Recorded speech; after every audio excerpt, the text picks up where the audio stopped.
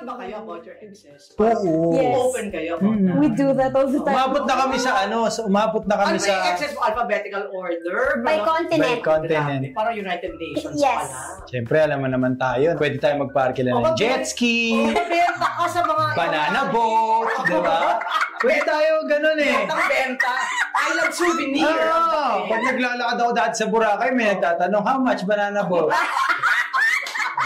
Pinapatulan mo naman. Nasabihin ko na lang, Marami ka na biktima. I don't have boat, but I have banana. Do you want it? Ganun yun dati. Ganun lang. Pero are you friends with your exes? I'm friends with my ex. Oh, isa lang eh. Nakakaawa naman. Oy, idol ka nun! Yun nga.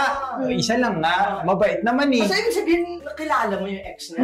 Nanood ko ng Rock of Ages yun. Yung ex ko, nanood siya ng Rock of Ages. Hindi Tapos... pa ng fansaying. Shout Shout out to... Nag-message siya sa Sino may akin. gusto? Shout out to Alexis! Alexis! Shout out ko na dito. Alexis, shout out. Sinasabi namin yun sa podcast.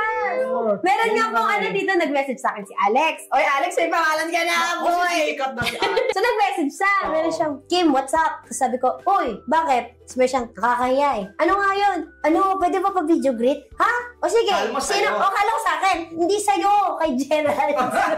Nila-shock ka. Di ba tayo yung may pinagsamahan? Dito. May pinagsamahan ba kayo ni Je?